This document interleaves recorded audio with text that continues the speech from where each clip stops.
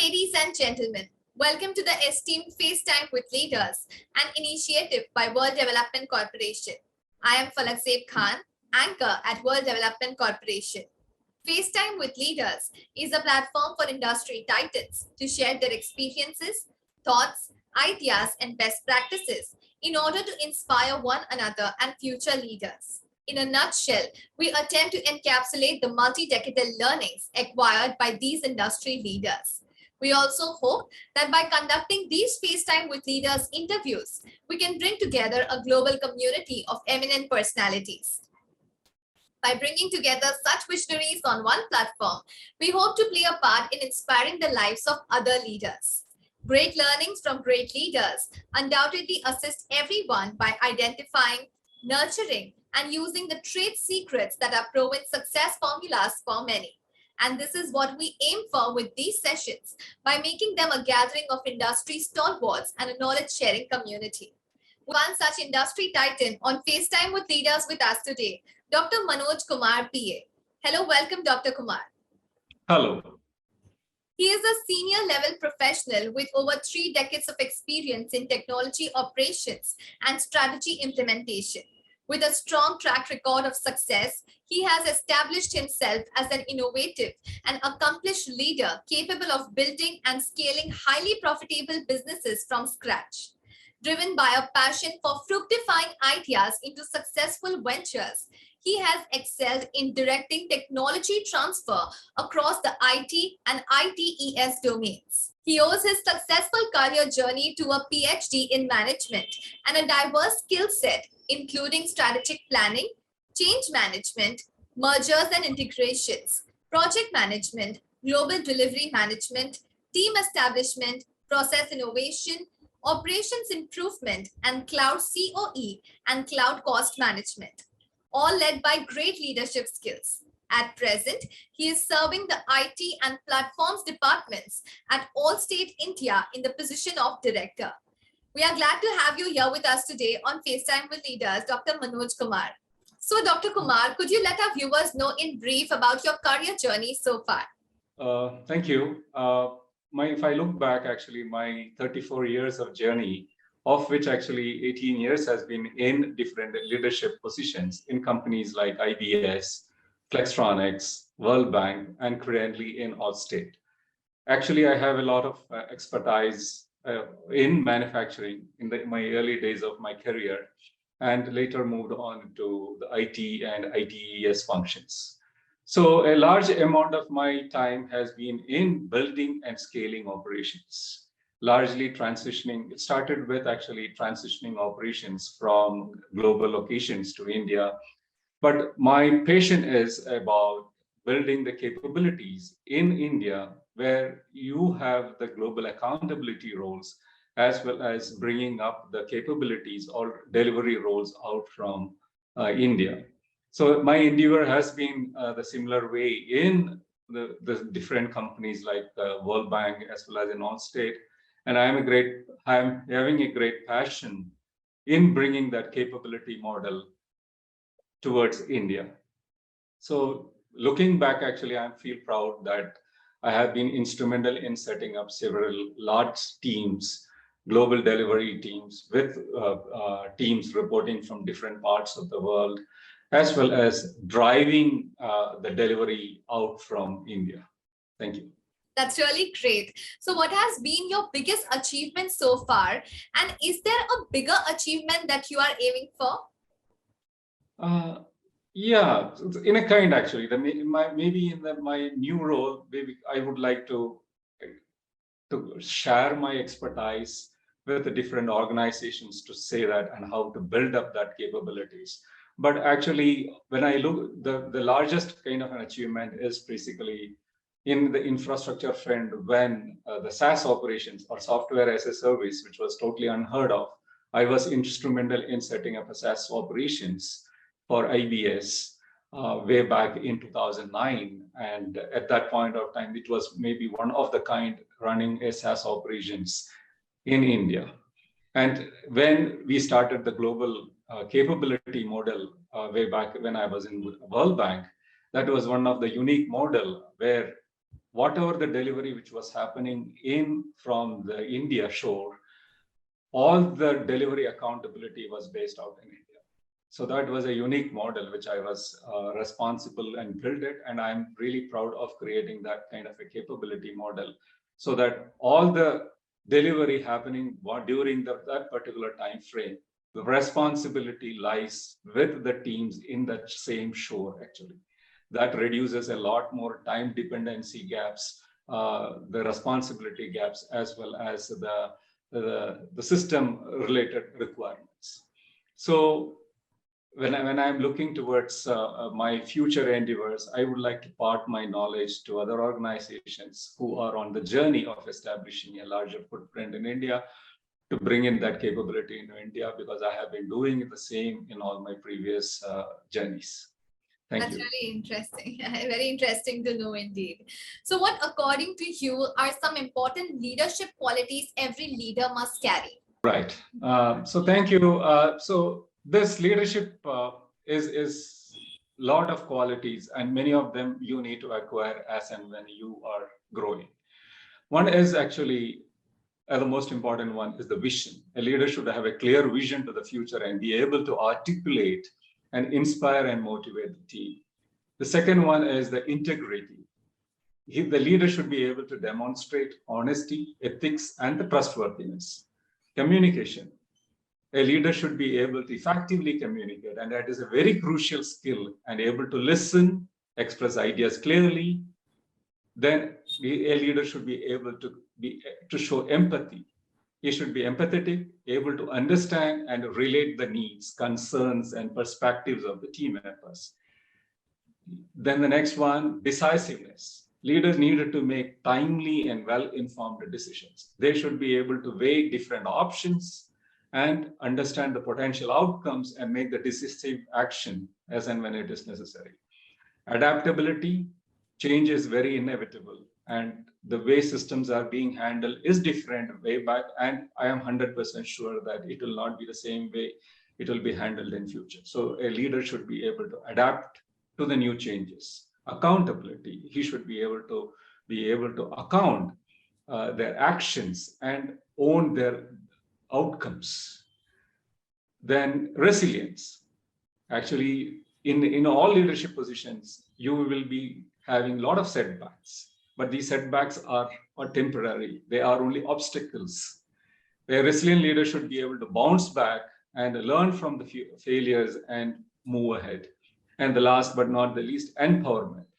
The leaders should be able to empower the teams by delegating the responsibilities, trust the team, fostering a culture of transparency, and help the others to develop the skills and reach to their full potential. Definitely, really great thought. So when and how did you first get an exposure to ESG? Right, that's a great question. ESG, even though it is pretty new among the talk, actually last 4 years as part of the leadership team in Allstate, I have been the leader for the CSR activities. And the CSR is not limited only to the company, like I have been part of the different CSR forums. And I have been discussing several aspects of CSR and with several of my peers in the industry. And that is where we came to know about ESG. And we have been discussing through and through that, what is the impact of the economic, social governorship in corporations. And we have been debating about the impact of ESG in the corporation and in the current as well as the future scenarios. And we knew, and we have been a strong proponent of ESG measures in whatever the little things we do. And we see that that is going to take a larger format in the years to come. So my exposure to ESG in a nutshell is for the last 4 years. Yes, wonderful. So as an ESG and corporate governance expert, what values do you bring to the table? Right. One is the expertise. So one is that actually you need to have a total in-depth knowledge and understanding of the concepts, framework, and regulations, and the best practices also. Then integrity and ethics. the experts in ESG and corporate governance need to be having a great say in their integrity, ethics, and responsible business conduct. They can help organizations develop and uphold the ethical standards. Then the stakeholder focus. That's very important actually, because there are several stakeholders, including in your own employees, include shareholders, customers, communities, and environment. So your focus on all these stakeholders is an invariable part of the ESG. And the next is sustainability. The most important field in the sustainability for the business is to balance economic, social, and environmental considerations. So this is a very important factor to run sustainable matters for the communities, for all the stakeholders as part of the ESG activities which has been done by the organizations. Risk management, it's a very important part, and I feel that risk management is a very important part of the ESG. And all these areas, I'm still understanding all these areas and trying to be a starter plus a practitioner in these areas. Thank you. Yes. So when you talk about technology, as someone working closely with technology, what are some of the most remarkable changes you have seen in your field with changes in technology? And what changes do you expect to see with the advent of IoT, AI, ML, blockchain, big data, and Web 3.0? This is a great question. And this is very close to my heart. Being a technology person throughout my career, I can talk, and this has been my part of my PhD thesis also, like to understand the technology and the innovations which is happening into the specific sector in which I'm working.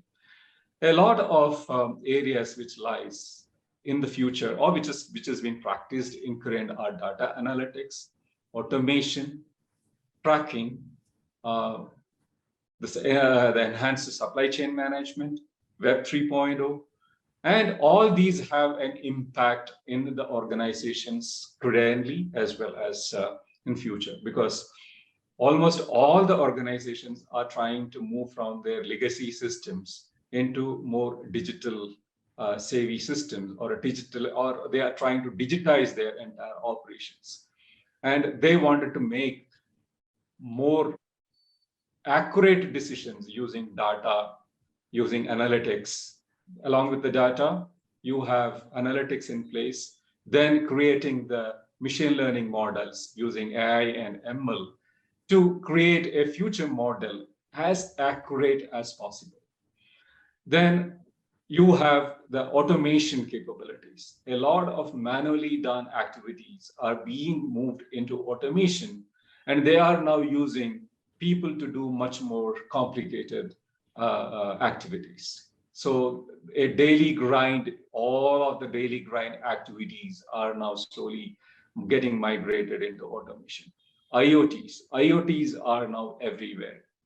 Everybody wears either an IoT or another. Their homes are involved in IoT, and that has got a greater future into the field I'm working, which is insurance, where you are able to predict actually that a large amount of events which is happening, whether it is from a personal life insurance perspective or from a home life insurance perspective.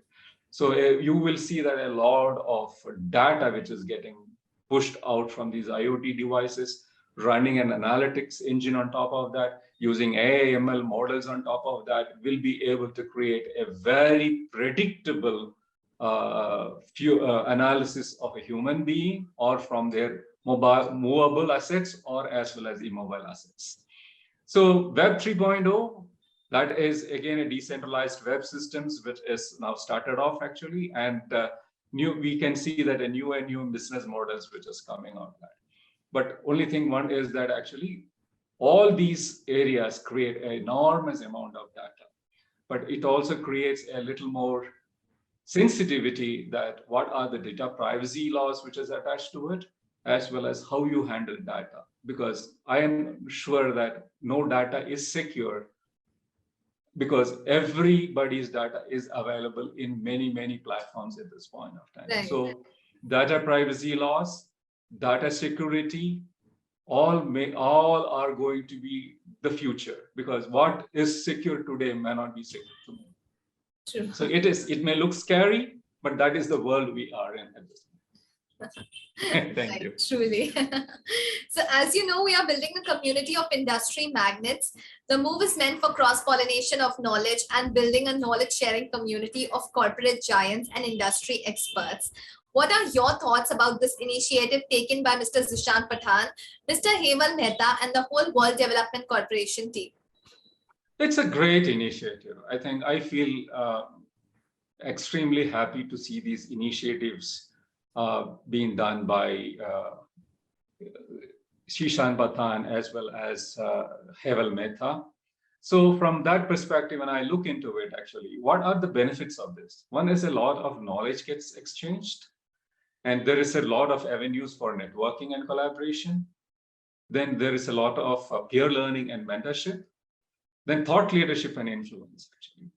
Then the leadership can emerge through sharing ideas, participating decisions, and collaborating. And not the least, access to the resources and expertise. So I think this is a great initiative by Hemal Mehta and Mr. Zishan Pathan.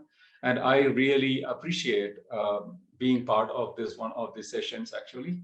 And I'm extremely happy to see that these kind of collaborative efforts are being made. Really kind words by you. It was fantastic conversing with you, and I'm confident that your insights will inspire future leaders. Thank you so much, Dr. Kumar, for joining us today. We wish you the best for your future endeavors. Moreover, trust that this initiative by Directors Institute unquestionably expanded the participants' understanding and enriched their minds. Thank you so much once again for sharing all your wonderful knowledge, your values, your principles, and all your journey with us.